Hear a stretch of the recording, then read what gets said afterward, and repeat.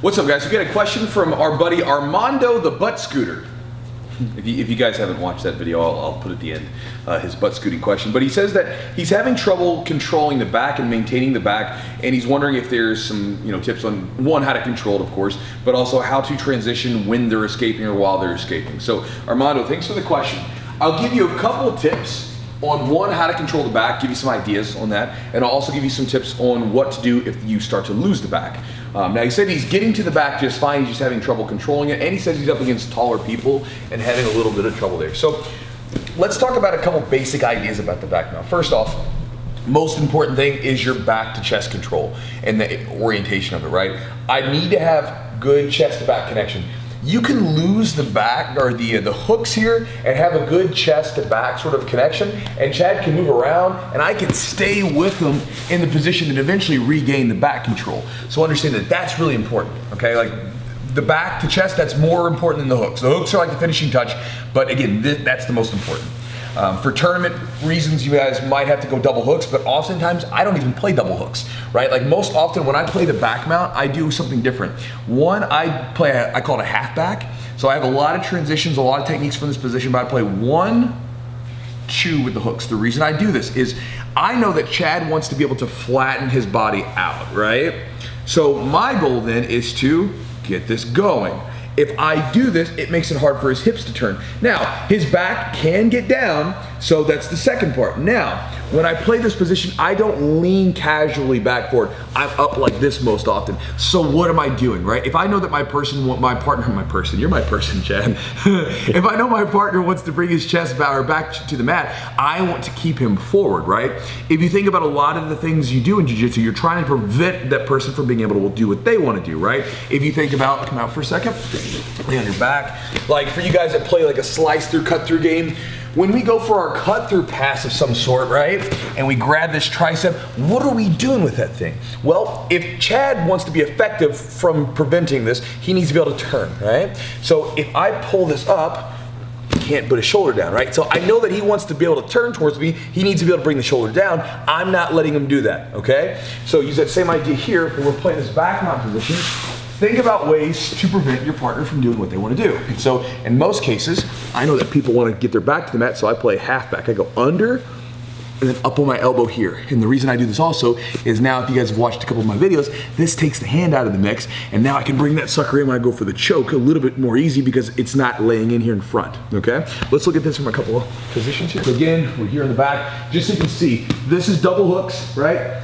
Here's the half back, I go under the knee and I extend my leg. Okay, it makes it kind of hard for them to get out. If he does kick his leg through again, I'm not really worried about it. I'll just re-go in, or I'll go back to hooks and then come back into it when I feel it. And again, I'm coming up to my elbow and driving up onto my chest, or pushing my chest into him to make it hard for him to get his back to the mat. And I've shown this before, but I don't know if it's still there, but I've got some a little callus developed on this elbow from doing this so much, right? When I play the back mount, I'm always coming up to that elbow and I have a little callus built up right here. You might be able to see it.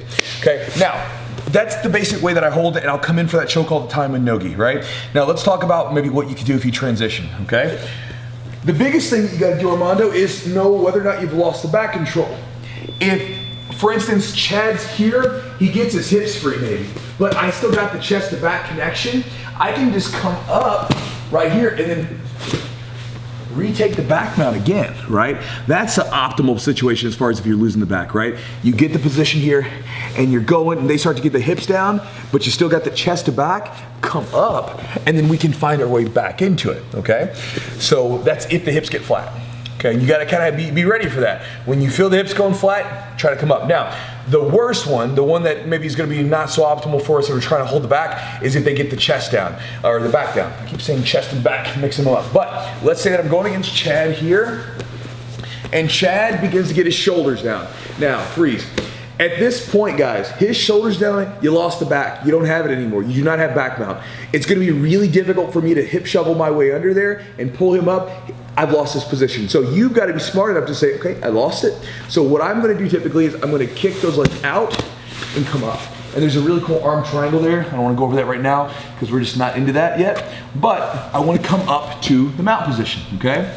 So if I feel like I'm losing it, you got to be smart about it, right? It's like if you have a submission and you feel like you almost got it, but you don't quite have it, you're not gonna sit there and squeeze on it, right? Because you're gonna waste your energy on something that's not gonna be fruitful. So the same thing's here. If I am too hell-bent on holding this back mount, I'm squeezing, Chad gets his shoulders down, and I don't react quick enough, he's gonna end up on top, and now I could at least had mount, but now I'm in this position. And a kind of a cool story from my standpoint is I was up against a guy, it was the Miami tournament, I think in 2011, and I was actually down on points initially. I passed the guard, got to mount, and we went through this sequence where I took his back, he would escape, boom, I would come up. He would bridge and go for it, and boom, I would take the back again. He would start to escape, and I would come back up. And eventually I racked up like 18 points or something, or 16 points, and then ended up getting the back and finishing up a bow and arrow choke. So, a couple things, Armando. First off, try to play that half back position. Think about how you can kind of keep that person leaning forward so they're not able to bring their shoulders down. And then if they do get out of that, there's so many transitions, it would be impossible for me to put them into a simple 5-minute video.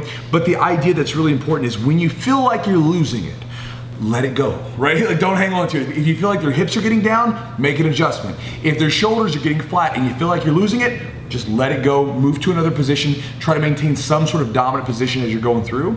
So Armando, thank you for specifically a non-butt scooting question. Love you, brother, and guys, I'll talk to you next time.